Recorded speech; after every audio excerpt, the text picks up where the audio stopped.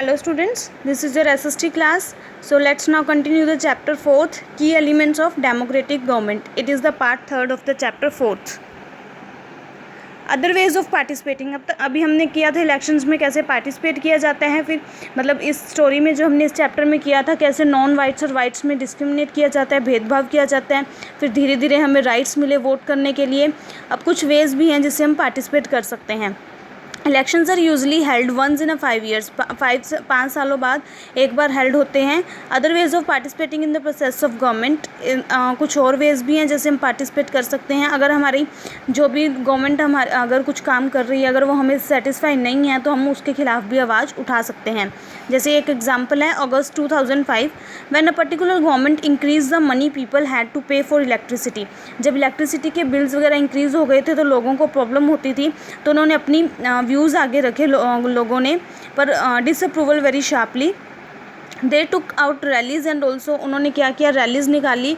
जब भी कोई सेटिस्फाई नहीं होता, अगर गवर्नमेंट हमारे रूल्स नहीं मतलब जो हमें चाहिए हमें नहीं मानती है हमारी बातें, क्योंकि सरकार किसने बनाई होती है, लोगों ने बनाई होती है, और लोगों की बातें नहीं पूरी होंगी तो वो अपनी आवाज़ उठाने की कोशिश करेंगे लोग। तो जब बाद में गवर्नमेंट परेशान हो जाती है लोगों से तो फिर फाइनली उस डिसीज़न को माना जाता है, जो लोगों के विचारों को, ओपिनियंस को सुना जाता है और फिर इंक्रीज़ किया जाता है, मतलब चेंज किया जाता है डिसीजंस को। नेक्स्ट है there are many ways in which people express their views. बहुत सारे वेज हैं लोग जिसमें व्यूज़ अपने एक्सप्रेस करते हैं, जैसे कि स्ट्राइक्स करना, कैंपेन्स लगाना एक्सेट्रा। तो things that are unfair and unjust are also brought forward. जो लोगों के खिलाफ है, लोगों को जो चीज़ें पसंद नहीं है वो उसके लिए आवाज़ उठाते हैं, जैसे आप इस पिक्चर में देख रही हैं कैसे आवाज़ उठा रखी है। नेक्स्ट है another way for people to participate is by organising themselves into social movements that seek the challenge government and its functioning. खुद की पार्टीज़ बनाना, खुद के ग्रुप्स बनाते हैं जिससे पता लगता है कि गवर्नमेंट सही तरीके से काम नहीं कर रही है, और गवर्नमेंट को बताते हैं कि किस तरीके से हमें क्या चाहिए। Members of the minority community, Dalits, जैसे कि छोटी कास्ट वाले मेंबर्स होते हैं, दलित्स हो गए, आदिवासीज हो गए, उनकी वीमेंस हो गई, वो इस चीज़ में पार्टिसिपेट करती हैं। If the country's people are alert and interested in how the country is run, government of that country will be stronger। जिसमें पता है कि हाँ हमें भी जैसे जो सरकार हमने बना रखी है, अगर वो हमारे अकॉर्डिंग चल रही है, सरकार गवर्नमेंट हमारे अकॉर्डिंग चल रही है, तो लोग तभी इंटरेस्टेड होंगे उनको वोट्स देने के लिए।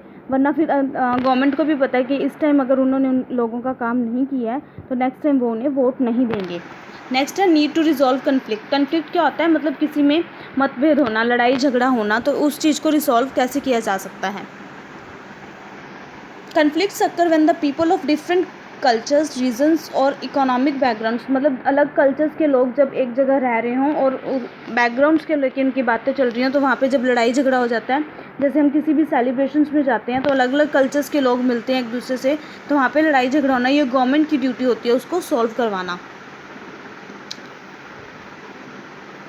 Religious processions and the celebrations can sometimes lead to, सबसे बड़ी रीज़न कभी कभी क्या बनती है, जैसे रिलीजियस ये पूजा वगैरह जो होती है या फिर जो भी फेस्टिवल्स बड़े मतलब सेलिब्रेट किए जाते हैं, वहाँ पे जब लड़ाई झगड़े हो जाते हैं तो सबसे बड़ी प्रॉब्लम यहाँ बनती है पुलिस वालों के लिए।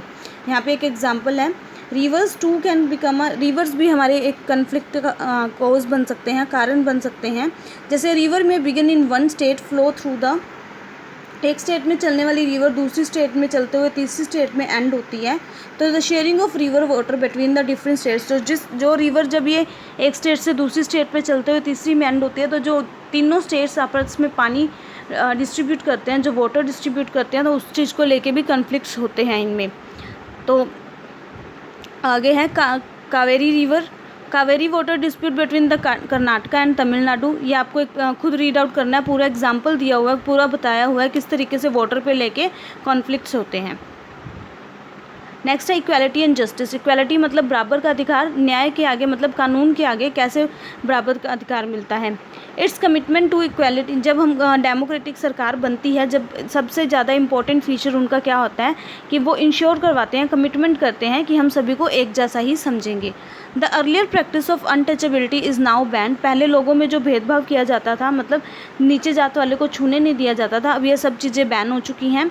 This group of people were denied education. इन लोगों को एजुकेशन के लिए मना किया जाता था, ट्रांसपोर्ट फैसिलिटीज़ अच्छी के लिए मना किया जाता था, जो नीचे जात वाले थे, लो कास्ट वाले, और मेडिकल फैसिलिटीज़ के लिए मना किया जाता था। लेकिन अब कुछ ऐसे फ्रीडम फाइटर्स आए जिन्होंने इन चीज़ों के लिए आवाज़ उठाई और फिर इस चीज़ के लिए बैन कर दिया गया। So your chapter overs here, read the chapter carefully. Now we'll continue the question answers in our next worksheet.